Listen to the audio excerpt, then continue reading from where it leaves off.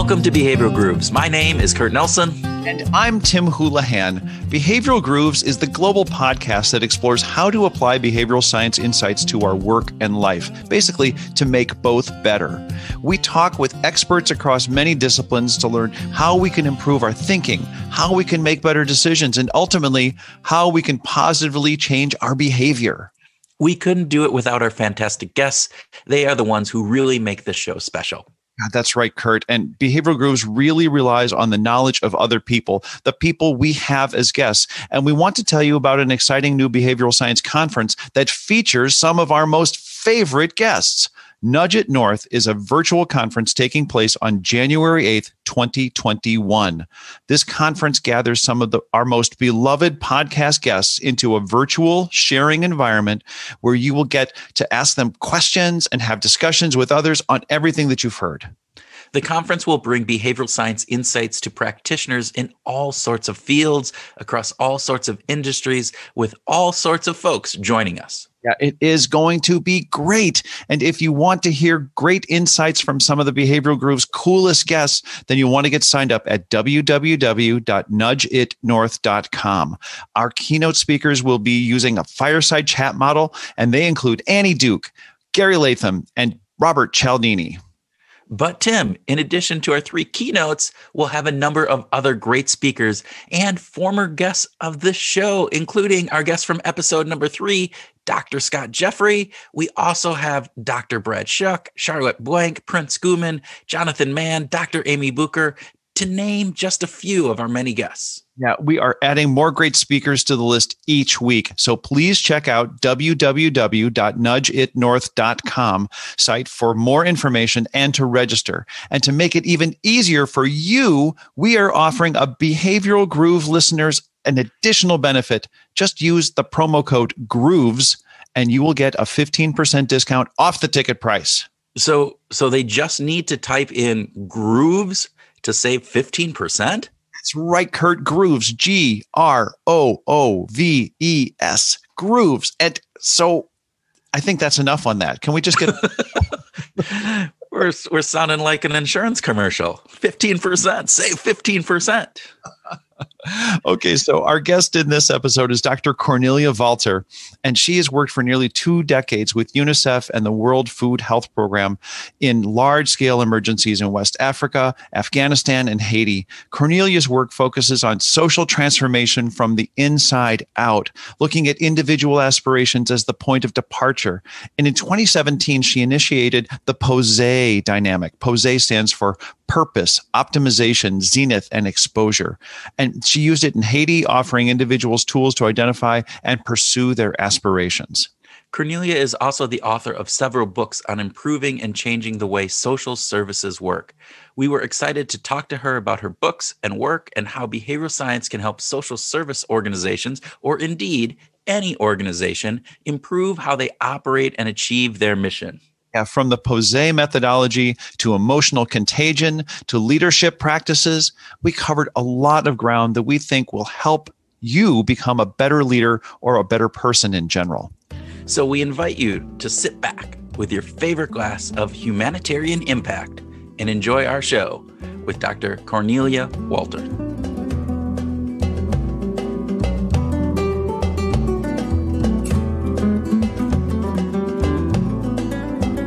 Cornelia Walther, welcome to Behavioral Grooves.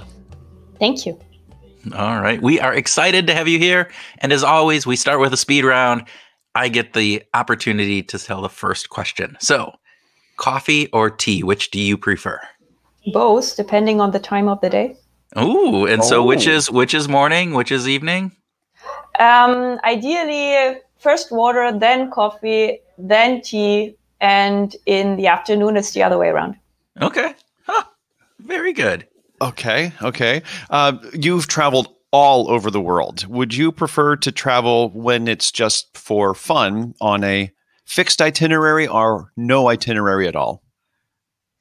I like to have an idea of where I go and what's to see there, but then with flexibility in the itinerary to expand, change, drop. So an agile itinerary. Okay. A flexible itinerary. I like it. I like it. All right.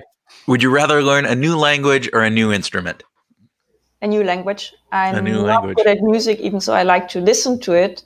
And I started Japanese and Arabic at university, but never really dived into it. And I just find it fascinating how you think differently depending on the language that you're thinking in. Yeah. So, yeah. Well, certainly the difference between German and English, both are romantic languages, but the construction of the sentences are different. Yeah, but what's even more drastic when you compare German and French? Oh. Because Germans are very much like, whereas the French, it's like 3 times around the pot until you jump in. So Cornelia, how many languages do you speak right now?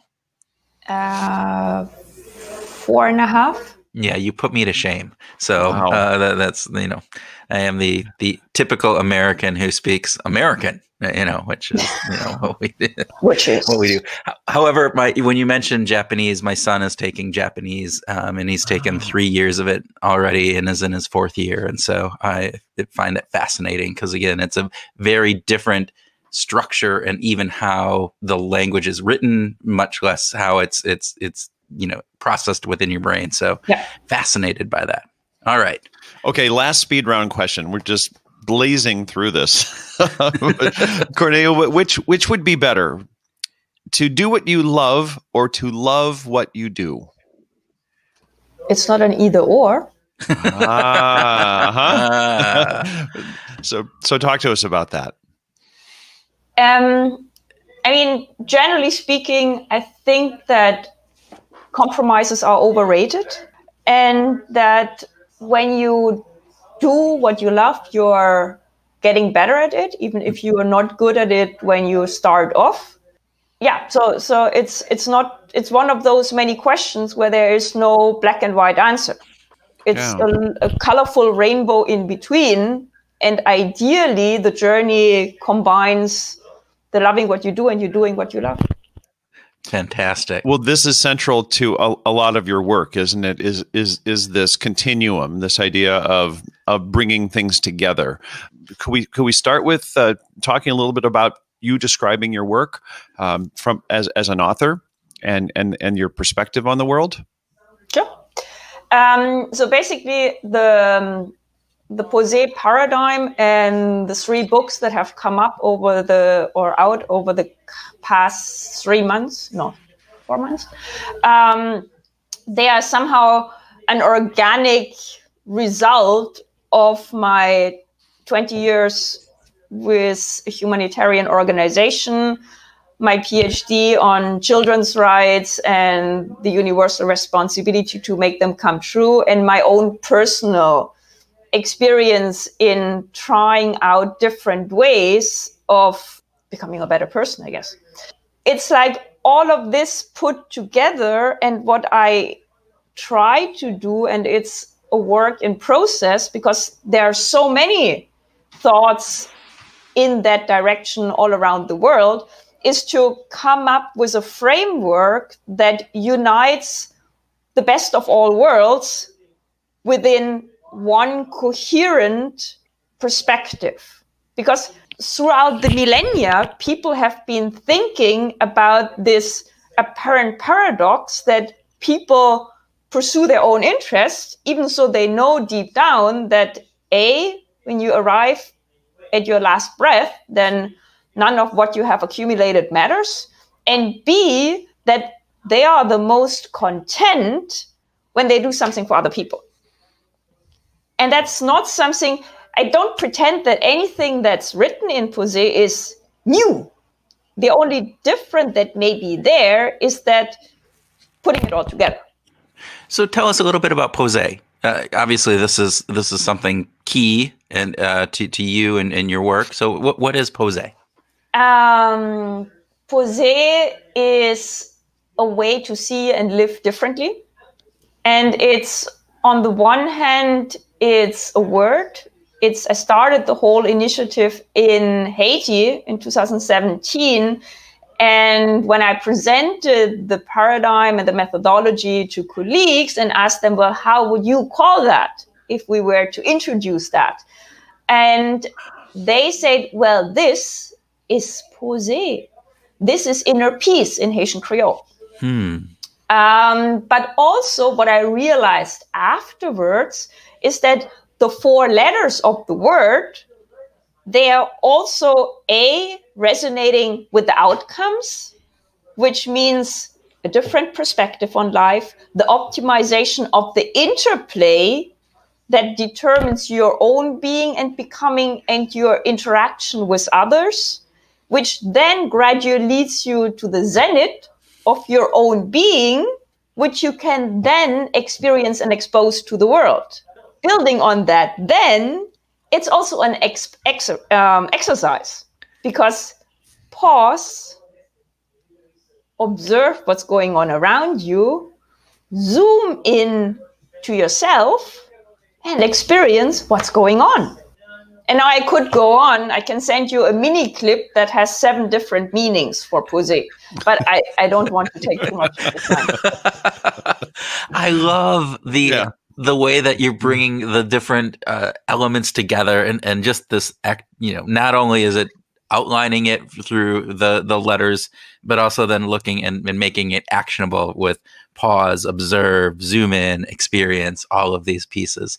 So when you're bringing this to the world, how are you seeing it, or how do you want it to be applied? Are you looking at this? Obviously, you've done a lot of work with humanitarian groups. Is this a component that other humanitarian groups can take a look at and apply into their work? Is it broader than that? What's the way that you want to make this manifest itself? It's something that can serve everybody, because I think we're all somewhere deep down looking for ways to be happy and to somehow reach that stage where we feel the connection between making others happy and contributing to our own happiness. It's number 1. But there are 4 practical components, if you like, or methodologies that go with POZE and that are building on it, which is purpose for power, compassion for change, honesty for humility, and influence for impact. The first one is for schools, and which is basically following up on the prototype that we launched in Haiti in 2017, and which aims to give caregivers, teachers, nurses, everybody who interacts with other people, and so is in direct interaction with, okay, I'm happy, I can give that to others, or I'm not, and then I'm basically a stone that is thrown into the water, which has negative ripple effects. So that's a curriculum where you reach the person who needs care or who is a student, a child, through the caregiver that's taking care of them. Compassion for change is looking at institutions, but in particular aid organizations. Again, with that principle, you can give outside only what you have found inside. And right now, a lot of aid organizations do not put the well-being of their staff where it should be. But if you have staff who are burned out, who are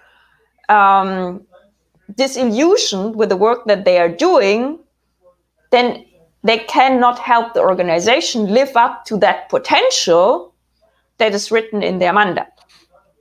Then there is influence for impact, which is this whole aspect of working with the brain rather than pushing against it and overloading it with information and photos and stories and all that other stuff, and rather understanding the fact that, well, we have inbuilt tweaks, we have biases, we have fallacies, we're falling prone to so many traps all along the day, and science is putting this information at our fingertips.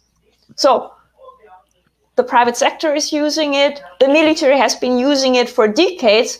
Why are organizations that are meant to make the world a better place are not using that systematically. Yes, I agree. It's a fine line between manipulation on the one side and then the positive outcomes on the other. But if we understand that, and if we define that line, then there is so much to be won from a more systematic understanding and approach of the brain. And the last one is honesty for humility, and which is more at the leadership angle, and which looks at the fact that leaders, and no matter the sector and no matter the level, can be inspiring role models for those who work under them. But again, for that, they need to first find answers to the uncomfortable questions that underpin their own being, which is, why am I here? Who am I as a person? Where do I want to go? And what do I have to do to align my aspirations and my actions? Sorry, that was a long answer. No, it's a wonderful answer. I want to go back to when you were talking about compassion for change. You brought up this the workers and having workers being burnt out and not being able to give. What do you see? Is that increased over the past? You've been working in this field and the humanitarian field for a long time. Have you seen that burnout increase? Has it just always been that way? And what are some of the underlying reasons for that? And then what can people do? What can organizations do in order to help ensure that burnout does not happen? I don't know if I'm well placed to give like the historical perspective. Fair enough. Worked in the field for 18 years, but there are people who have been in it for much longer. I think one of the reasons that many people feel like they don't get out of it what they came to fulfill is that they gradually lose touch with that meaning. I mean, maybe I'm naive. Maybe I think that people join the humanitarian or the development scene because they want to help others. I'm sure there is always a minority there who joins for all kinds of career perspectives, or because they are runners, or because they are seekers, or whatnot. I'm sure, like in any other sector, there are all kinds of lives. But the vast majority of people who joins the sector, I'm convinced, does it because they have a vocation. They feel that, okay, I want to do this because I want to do something for others. And many of those people, and in particular those who are driven by this, I want to make a difference, when they are working and integrating an organization that is a big machine, and many aid organizations had no choice, potentially, to become such a big machine just because of donor needs and because of the importance of fundraising and whatever not. Again, there are many reasons, and it's not one of those questions where a black and white, a bad and good answer is good enough. But when people enter a machine and they're more and more passing their time on responding to processes, and when they are swallowed up by bureaucracies, rather than being in touch with the people whom they came to help. So basically, the person that they came to support is replaced by a computer screen, and the action is replaced by a spreadsheet, then I think that is one of the big pieces of the equation that needs to be addressed. And the other element is the human aspect, that people, no matter in which sector they work, be it a bank, be it a humanitarian organization, be it a restaurant, or be it a news agency, they're human beings. And in the end of the game, you get out of the game what goes into it. And only if the human person can be that human person all throughout the day. And it's not like, okay, I'm coming in now and now I put my hat in humanity out at the door and then I do my job and then I go home and I do what I'm passionate about. That's not going to work. And especially not if it's a line of work that either you have your heart in it or the outcomes are like, lukewarm. So coming back to your entry question, you love what you do and you do what you love. Both at the same time. Yes. Yeah, not one or the other. Yeah, no. Exactly.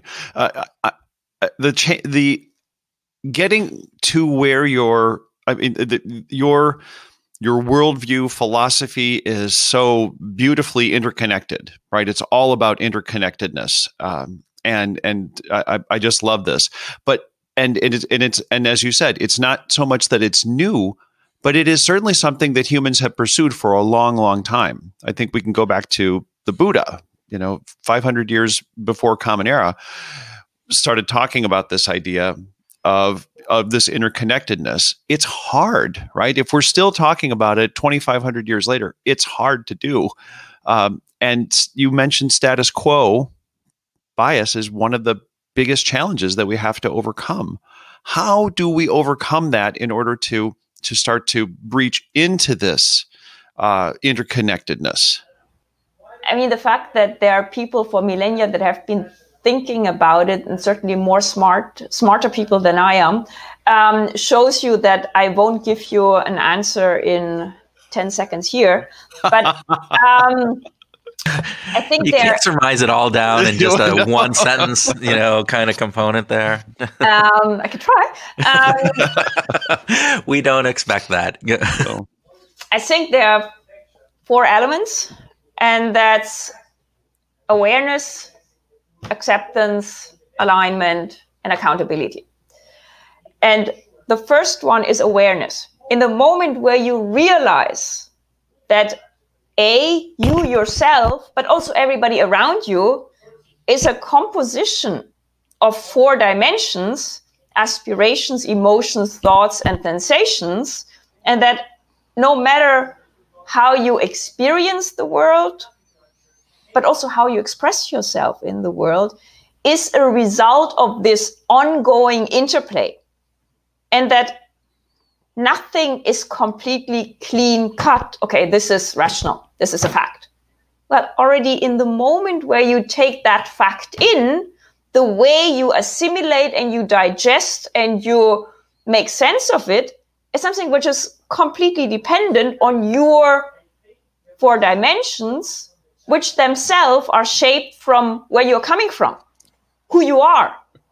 Right. So it's not, this very moment is determined by everything that happened before. But what's interesting is that it's also this very moment that you have not really entire control over, but it's also this moment that you have complete control over, which is going to determine all the moments that are about to come. So it's this paradox of, okay, the past is gone, but the future is in your hands. So that's this awareness piece. The second element is the acceptance. That yes, you can fight about it. Yes, you can deny it. But in the end, that's just how the game is played. So either you accept the rules or you spend your life with energy invested in something that you're not going to change. But in the moment where you accept it, and where you accept that not only yourself, but everybody else functions that way, you are a big step ahead. Because in the moment where you know what the status quo is, you can do something about it. Rather than considering yourself as a victim, that it's like this nutshell that is floating along the stream. And then that brings you to alignment, which is, now you know what the 4 dimensions are, so you can systematically work on optimizing their interplay. Rather having this erratic, okay, So my emotions are influenced by what I have eaten for lunch, and what I'm thinking today is influenced by, well, the bad stuff that happened to me 2 days ago. But in the moment where you know the pieces, you can start to work on how are you going to harmonically arrange them. And obviously, this is not something that you do in a checklist approach. Okay, I know this now, so let's do it. But it's a work in progress. And it's this aspect of, okay, I can train my brain. I can train myself. It's creating habits. It's this Gangalian notion of our brain of, okay, I can work on this. And there's this fascinating book of Norman Deutsch of the neuroplasticity. So that you do something, and the first time it's an effort, but the more you repeat it, the more it becomes part of your hardware. So it's this fascinating interplay of software and hardware and software. So that's why change happens from the inside out, with the intention of, okay, I understand this now. I want to change something about it. I'm doing something. And then each time you repeat it, it becomes a little tiny bit easier. You do something about it, even if you don't feel like it that very day, but you do it. And then the next day, it's a tiny bit easier. And eventually, that action, which seemed so outrageously uncomfortable, one day might end up being completely normal. And that leads then to the last stage, which is accountability. And in the moment where you have that knowledge, where you know how it works, and where you understand that everybody functions that way, well, then it becomes a choice not to do it. And we're accountable for taking that choice or not. That is a fantastic outline, and thank you for going into those. I love this idea of awareness and having that be this element of being aware of the context within which all of these things are taking place. Because that's what I'm hearing you say, is understanding that people have these 4 dimensions. And so even if we were looking at the same exact piece of information, the way that gets processed and interpreted is going to be it could be vastly different depending upon that person's history, what they ate for lunch, all of the other things that you have just talked about.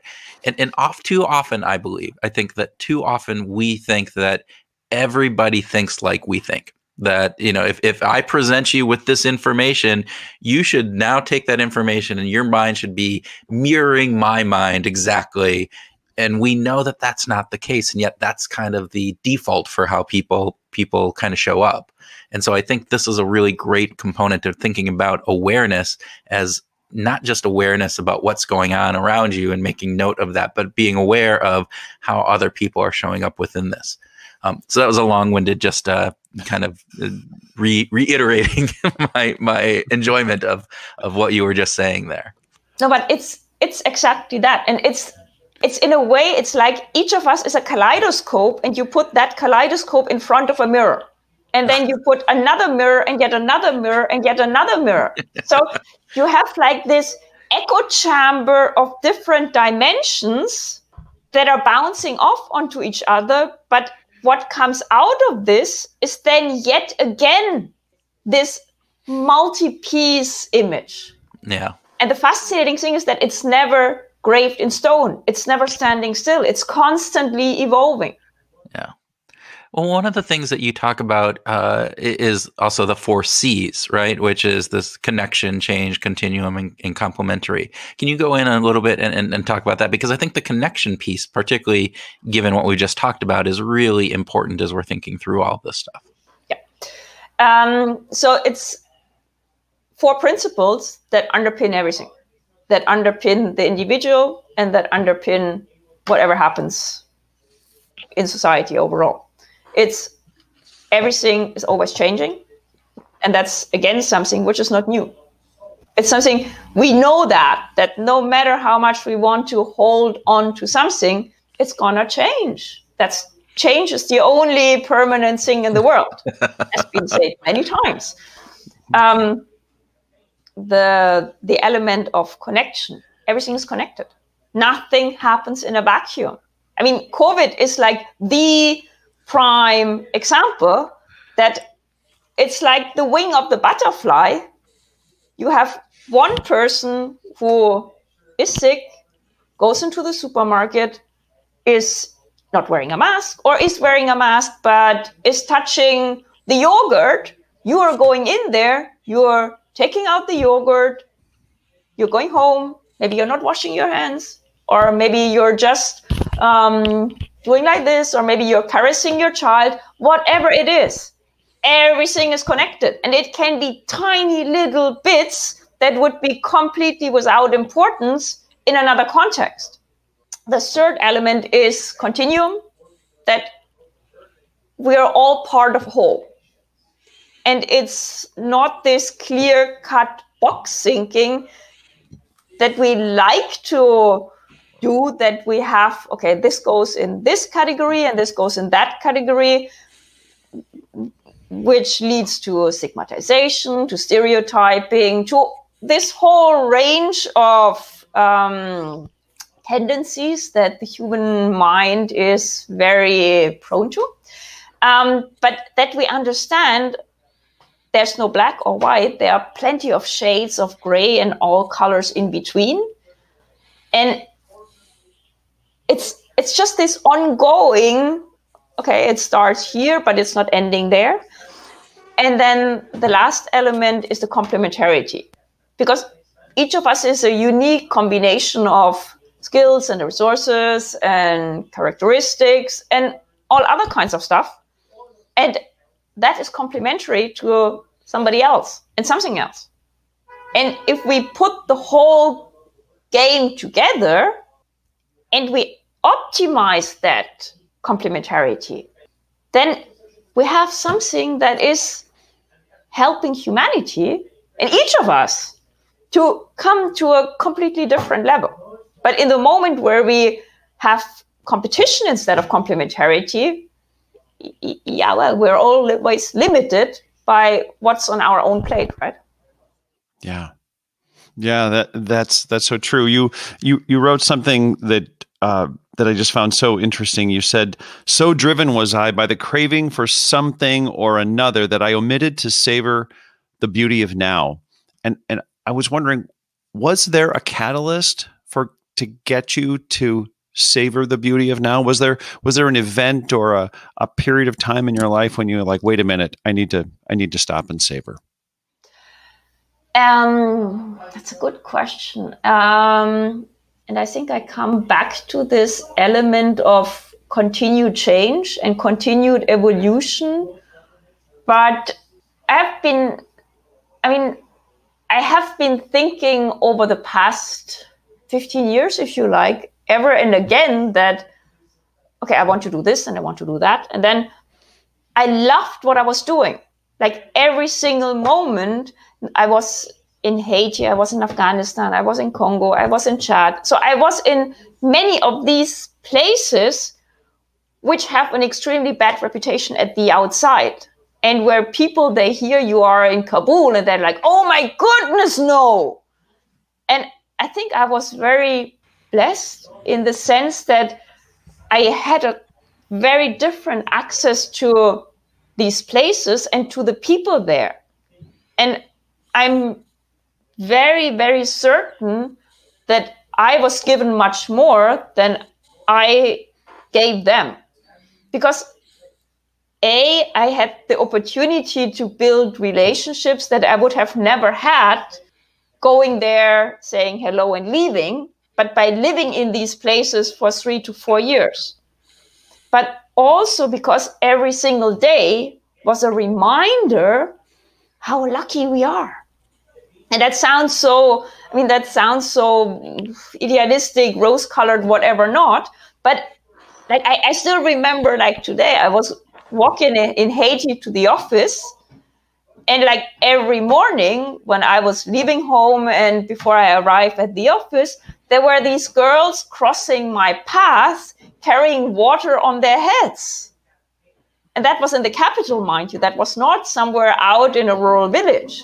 Wow. And I still remember thinking every morning, it could have been me. Like, we're all somehow different and we're all the same. And many of these girls, they are smart. They were lucky to even survive. So they reached that age of 13, 14. But their chances of ever going to university, of even finishing to school, because if they were carrying water in the morning at 7, that means that it's unlikely to reach an age that somebody in the so-called developed countries would reach.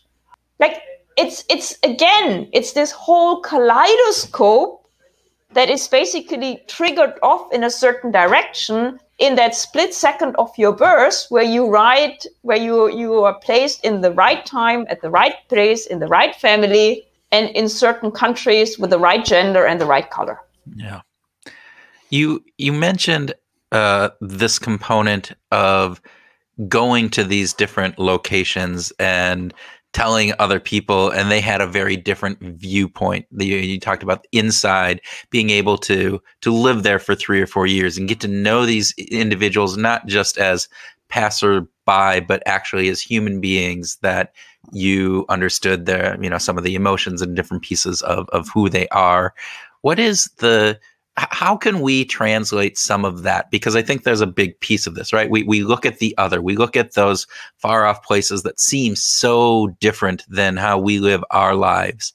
And yet, as you mentioned, there's a lot of connectiveness. There's a lot of, we are very much the same. How do we get past that otherness of those other places and the scariness of something different?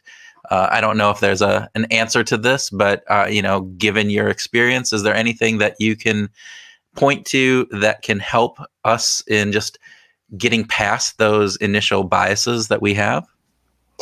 Yeah, I think there are two complementary pieces, and they come back to, again, training our own mind to overcome that hurdle and this aspect of awareness. Okay, so I know that I tend to, first of all, say, no, I don't want the different. But the first step is different is not necessarily bad. Different doesn't equal bad. And from that, there is no good or bad. There's just different. And the fact that there is different and that everything is different and that basically the person who enters this conversation is different from the person who will come out of it on the other side, and that this moment is different from whatever this moment would have been 5 years ago, is a shift in perspective in and by itself.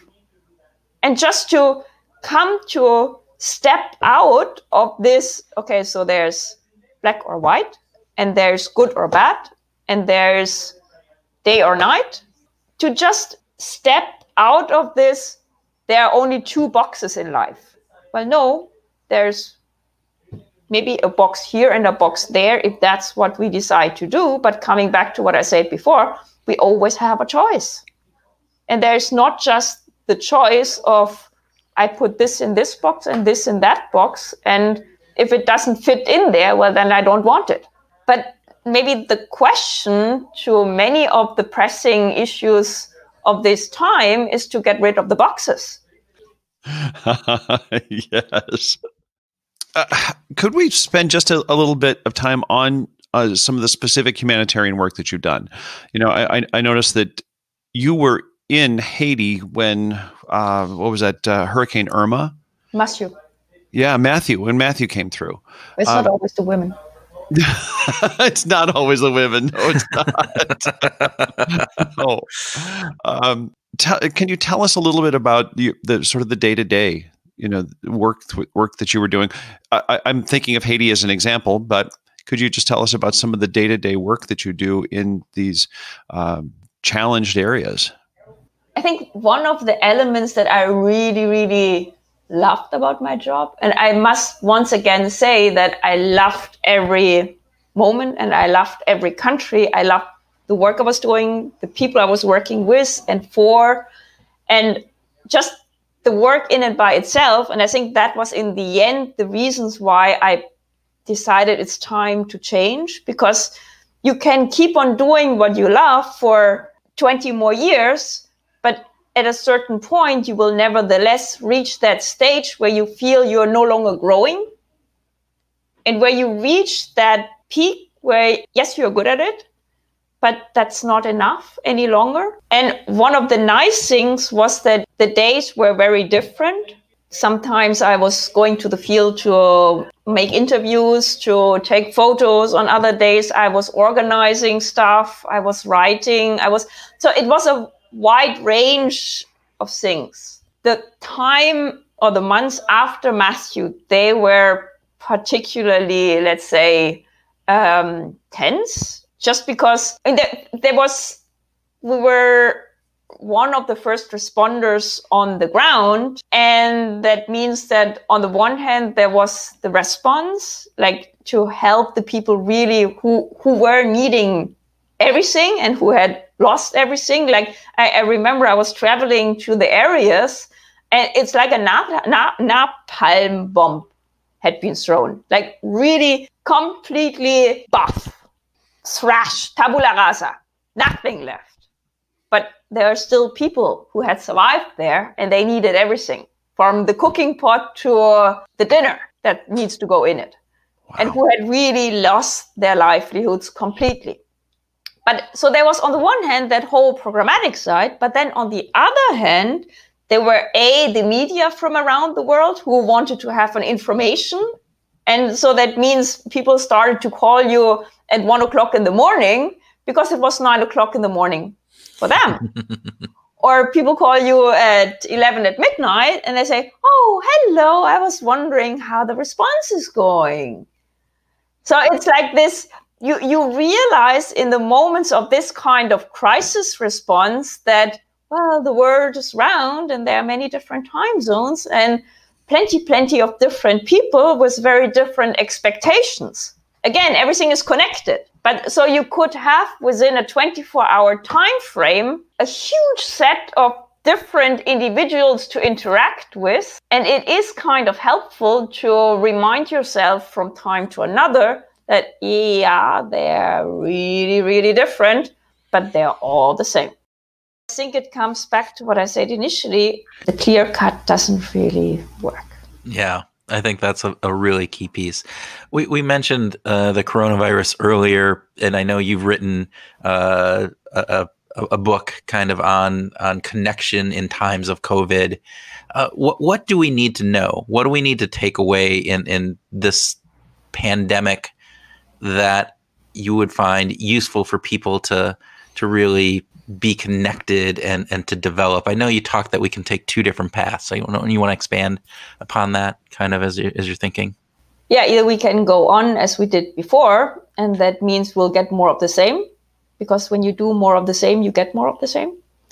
That means we will sooner or later, probably rather sooner, come to another crisis like COVID, and potentially looking at the world as it is right now, it will be worse because an extremely heavy load is placed on countries and people all around the world. It could have been much worse. It could have been so much worse. And it could have been combined with various different other diseases. It could have been that in addition to the virus in and by itself, there could have been a breakdown of the internet. Like imagine that. Which was a lifeline for societies in many parts of the world. So that's the first thing. We can do more of the same and get more of the same, which is not really desirable. And the second path is to understand that this is a challenge, but it's also an opportunity if we manage to seize it. If we seize the fact that this was a brutal reminder that it's time for change, and that we all have a role to play to make that change happen. And that the aspect that systems, health systems, governmental systems around the world have failed to live up to this challenge, even though it was foreseeable, and even so big governments around the world have had crisis simulations and contingency plans, that there are very few government agencies around the world that actually manage to be spot on, is a very candid reminder of the fact that individuals can't put the responsibility to the institutions that are governing them. Mm. But coming back to this aspect of accountability for choice, you know now, what are you going to do about it?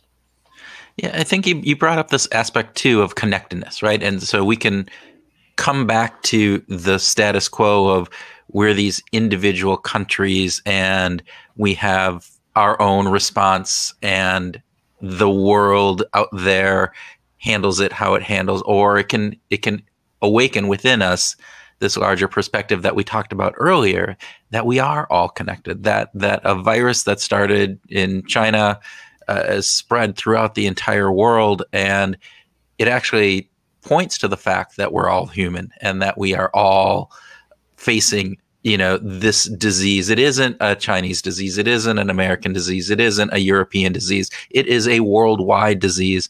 And we as people are facing the same potential of harm and death. And we need to think about that as a way of potentially even changing our mindset of saying, look, we are all one in this world, as opposed to all these different factions that are kind of living up, that we kind of place ourselves in today. All the different, as you said, the buckets, right? It might not be 2 buckets, but it's however many different buckets that are in the world. And really, we should break those buckets apart. And we should just think about us as humans and not just as, Americans or Chinese or however that would be. In a way, the 4 dimensions of the individual, this soul, heart, mind, body, expressed as aspirations, emotions, thoughts, and sensations, they are, I wouldn't say a mirror, but they are symmetrical to the collective dimensions of the environment that we operate in. Because you have the individuals, which are part of communities, which are part of countries, which are part of planet Earth. So again, you have this 4-dimensional interplay where what happens in one dimension has implications on the others. Mm. So you have this twice 4-dimensionality, and coming back to the multiple kaleidoscopes in front of the mirror that we spoke about earlier, well, now you extrapolate that. And it's just becoming this gigantic equation that we can understand, or at least try to understand. But that in any given case, we must acknowledge and accept. And then we can start towards doing something about it. We have just a few minutes left here. I have to get in a couple questions about music here, though, before we go, because I'm fascinated that you have lived around the world. And while each culture has its own way of expressing music and rhythms and melodies and words, we all are connected to music. The whole world is, all of humankind. Has your playlist been influenced by the places that you've lived? Yes and no. I'm a bit erratic with my musical choice, I must say. So what I'm listening to depends very much on where I am, who I'm with, and in particular, which mood I'm in. So I don't have this, okay, I like X, and that's why I'm listening to XX1, XX2, XX3. I like, on the one hand, Pink, because I met her in Haiti and she is a fascinating person and so much fun to talk to. But I also, having danced classic ballet for 10 years, I also love listening to classic music.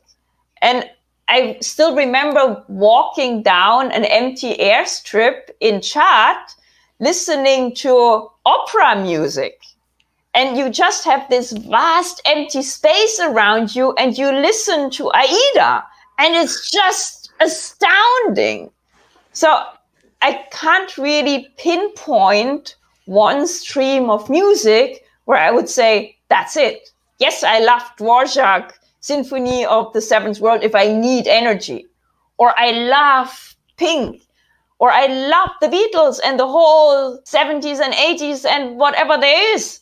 But I can't, again, give you a clear-cut answer. So I love the idea of curating your music by moods, because again, as Tim and I have talked about this over the many episodes that we have had, music can influence our moods. And yet sometimes I think it goes back to what you've talked about before, this inside-outside kind of perspective, right? This idea that, yeah, music can influence our moods, but we also choose our music because of the mood that we're in. And either to get us out into moving us into a new mood, or to heighten the mood that we're already being a part of. Do you find yourself using music as a way to move yourself? Like you said, you listen to, and I forget, I've already forgotten what the music was to get, energized and excited, or do you do it to really enhance the mood that you're already in? Or is it some mixture of all of those, which I'm assuming may be the case? It is indeed a mix of all of that. Of course. I love it. Of course it is. There's no this box or that box. There's no this or that box. A continuum. I'm sorry, Cornelia. Please answer. I want to hear your explanation of this mix. Yeah, no, but it's exactly that. You summarized it. There is no either or, and there may be moments where you use the music to amplify the mood that you are in, and where you just want to dive in and go with it. And then there are other moods where you think, nah, let's get out of it. Let's skip that chapter and let's move on. And then it's the opposite. Yeah. We talked with Gary Latham, and he talked about the idea of, playing music in the background to, make sure that he was having to influence where his mood was going. Right. And so it's an interesting component. We haven't necessarily dove deep into this with many of our guests, but I think it's an area that Tim, we might need to explore a little bit more as we move forward with this. Yes. All right. Cornelia, thank you. This has been very informative. I love some of the concepts that you have talked, not just some, I love the concepts that you have talked about here. And I'm just really grateful that you took time out and shared this with us. And I'm sure our listeners are as well. So thank you very much.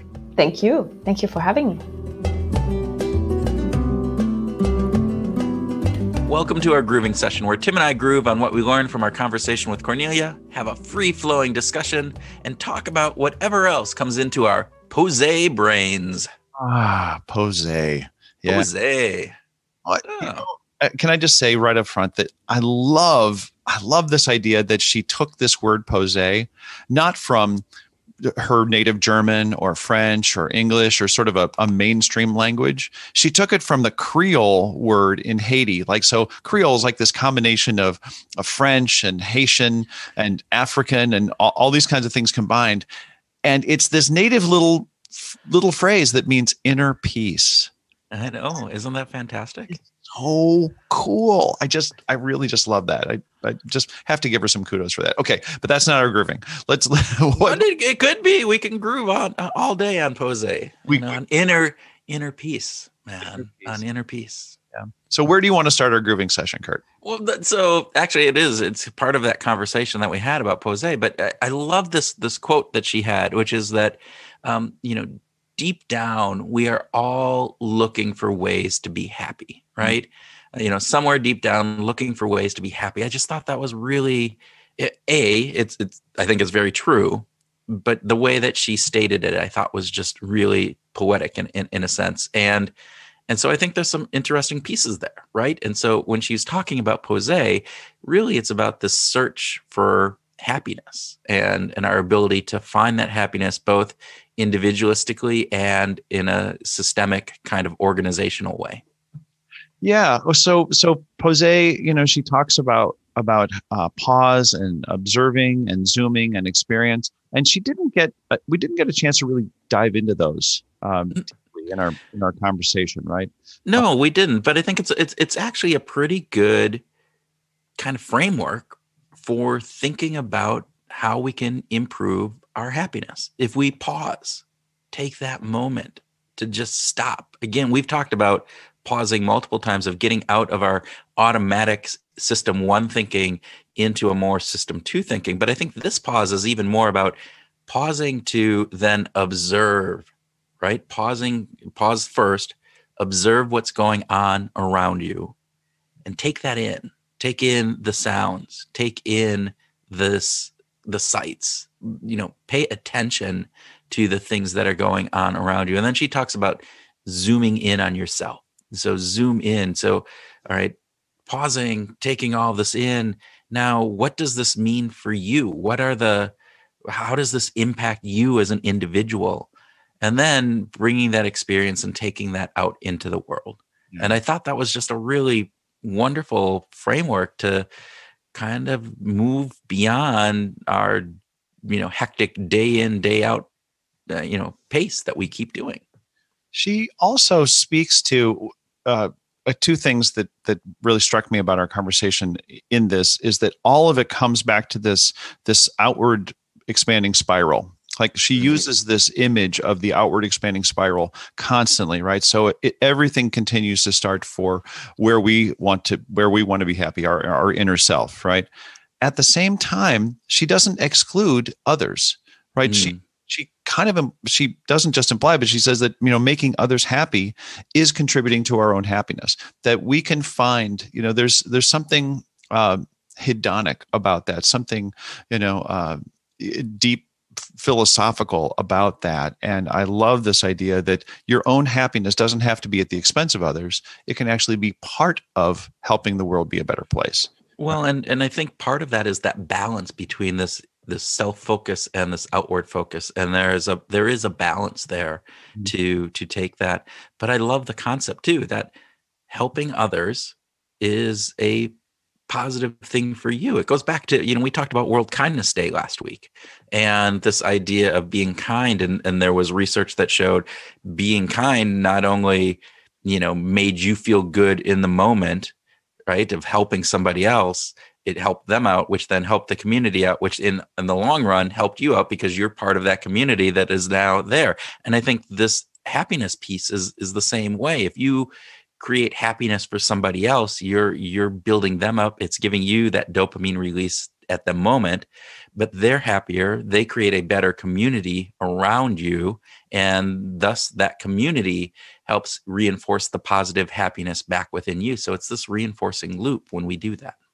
That leads me into the second thing or the first thing that I wanted to really groove on, was that we are always human beings, always, right? That like this idea that we're coming in and out of these different situations throughout our life, but we are always a human being. We're never robots. We're never dogs. Right? We're never that. We're always human beings. And she says, it just wear our hat of humanity, right? Yeah. Well, and I think this was the conversation where it's like, you don't go into work and become a non-human at work. When you are at work, you are still a human being. And oftentimes organizations don't really think that way, right? They put programs and processes and procedures in place that treat us more like the robots that we are not, or as these very, very staid, unemotional people. And I think that's a mistake. And it's something that we've heard over and over and over again with other guests on the show. And it's some of the stuff that we're working on, right? We're working to develop a program to help companies overcome that and to treat their people and to lead them as human beings. And actually, we've trademarked it as leading human. Isn't this especially true right now during a world pandemic, right? That companies need to be thinking much more about the emotional well-being and the psychological safety of the employees in the company than they ever have been before. It's more important today to show up human, to lead human. Didn't Brad Shuck speak to this?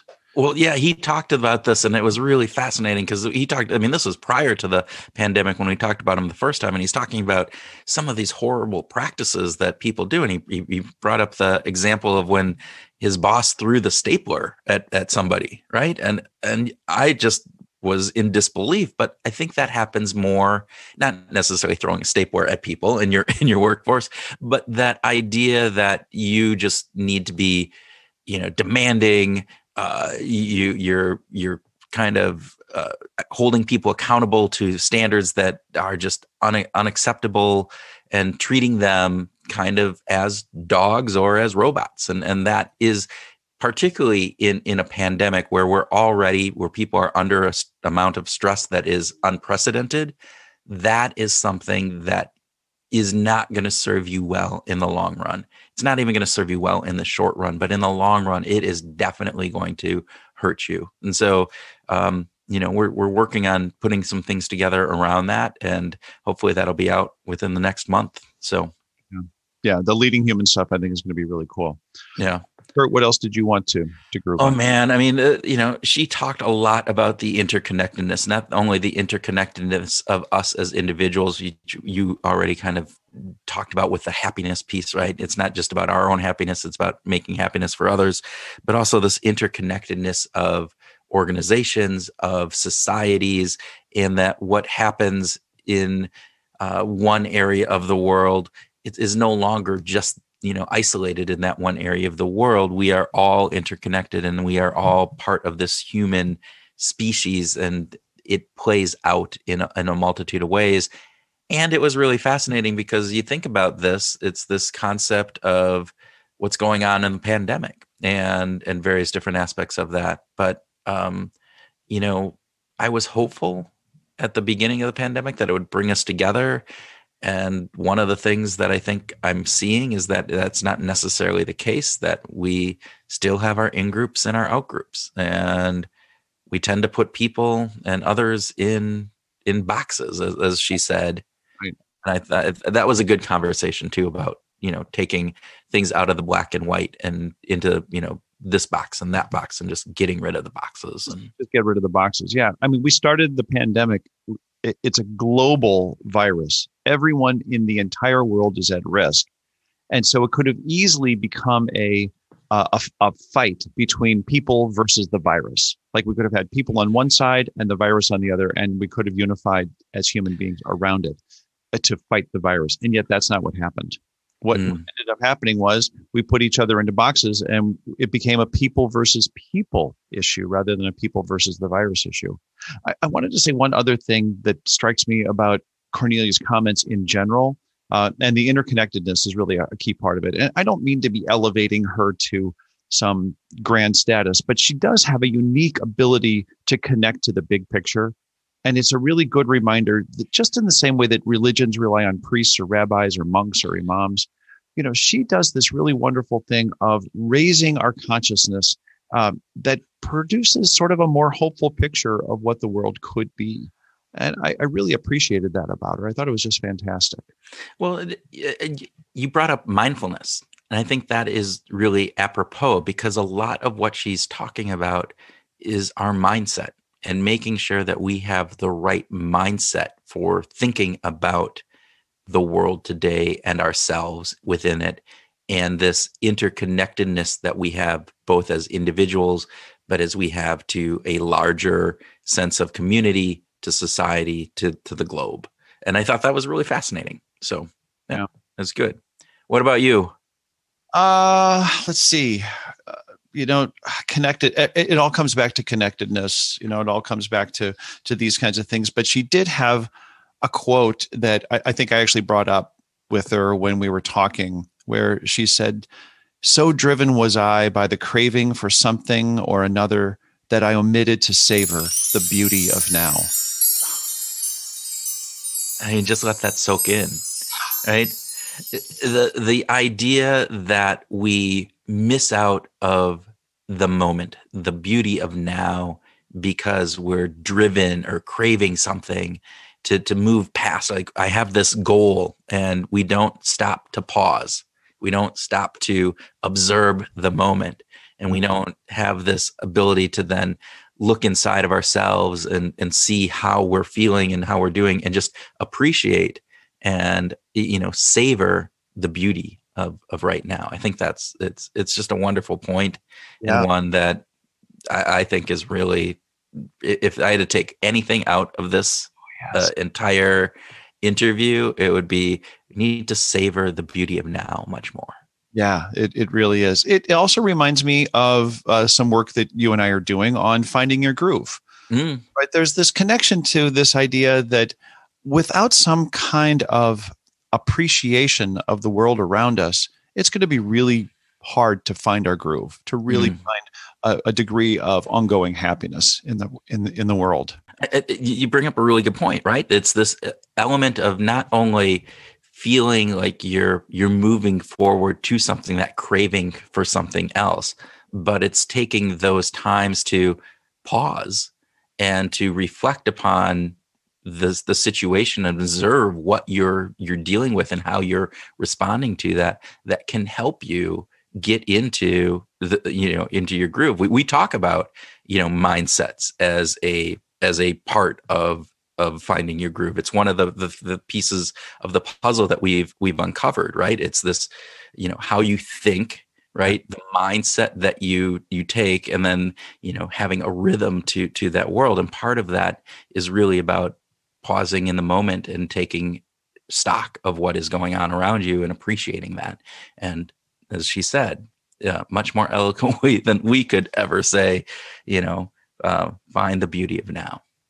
Before we get on to our bonus track, can I ask you a music question? You can. I was curious, is there any music that you listen to that puts you in a space that reminds you of a bigger world? When I think of the bigger world, I think of people, right? And so you can probably guess that I'm going to go to one of my old standbys, a Depeche Mode song, People Are People, right? Which really is the song about why do we hate? Why is this immediate hate of other? It's this in-group versus out-group, and that we should just get rid of that. That, people are people, so why does it seem that you and I get along so awfully, right? Yeah. What are some other quotes? I've never even met you, so what could I have done? All of these types of things that come into play. And so that kind of brings me, raises that up to saying, let's take a look at people and how we treat others. And it doesn't matter if they're our next door neighbor, if they're our family or friend, or if they're from halfway around the world, they're people, and people are people. And so that's me. Well, it's one of my favorite Depeche Mode tunes, in part because it's got this great depth of meaning, right? It's really fun to have a pop tune that has real gravity to it. And the message there has always been fantastic. So, yeah. What about you? Any music? I find myself going to folk music from different parts of the world. Like, what elevates me out of my space is to listen to folk music from, say, Portugal. Fado, Maritza specifically. I think she's fantastic. Or there's an African guy named Ayub Ogada, and he does the Kotsbiro, which is the calling, the shepherds calling the sheep, and they call it the Kothbiro. And he does this beautiful rendering of this old folk song, right? I mean, this is what the shepherds use in the field to call the sheep in. And so there's that. Of course, Brazilian music. I love the bossa nova, and so Gilberto Gil and Fabiano de Nascimento. We've talked about him in the past. I like klezmer music from Israel. Again, these are Tim Sparks is a fantastic klezmer guy from. He's in the U.S., but he plays traditional folk style songs from Israel. And I think that there's something wonderful in folk music because it evolves from the culture in a really organic way. And it gives you a glimpse of that community, right? Right. And again, opens your eyes up to worlds that we don't necessarily live in, or that we don't have any actually information on. So I think that's great. You know what? I need to go in and look at the show notes on a lot of our shows and actually listen to some of the music that you suggest. It wouldn't hurt. It wouldn't hurt. Our listeners should do that. You should go to the show notes, click on Tim's links, because mine are boring, but Tim's are like, he brings in these people from God knows where that he just has found, and it's just expansive of our musical understanding and different pieces. So that's my to-do list for this next week. I'm going to go click on some links. Well, before we get to your to-do list, hang around, folks, and we've got a quick bonus track coming up for you. Hey, Groovers. This is Kurt with our bonus track for the episode with Cornelia Walther. Cornelia reminded us that at a deep level, we all want to be happy. She developed POZE as a way of exploring the world that will help uncover that happiness. While she mentioned that she had many different ways of describing it, the one that we liked best was pause. Observe what's going on around you, zoom in on yourself, and then experience what is going on around you. These are really wise thoughts. We also discussed how we are all interconnected, that your world and my world may be very different, yet we share connections across the globe. Our hope is that we recognize this connectedness both at a personal level and at a larger global level. One of our favorite lines from Cornelia was the one that she wrote that said, "So driven was I by the craving for something or another that I omitted to savor the beauty of now." We all need to take a moment to pause and savor the beauty of now. And that leads us to our groove idea for the week. We think it would be a good idea if we purposely tried to gain a little bit of happiness. We are going to take POZE and turn it into a mindfulness exercise for you. So what we want is for you to take a moment, either after hearing this right away or later today, but go ahead and take a pause and just be still with the moment. Then observe what is going on around you. Listen for the sound. See the detail of what is around you. Separate yourself from the moment and just observe. Then zoom in on yourself. What are you experiencing? What are you feeling? And then when all of that is done, take that insight and move it into the world with a new perspective and experience it fully and completely. As always, give it some consideration and drop us a line. Discuss this with your friends if you think it's interesting, and we'd like to hear what you think. If you do this, let us know how it worked out for you, and did you find a little bit more happiness? So that wraps up another episode of Behavioral Grooves. We appreciate you listening and hope you enjoyed it. Now we hope you go out and find your groove this week.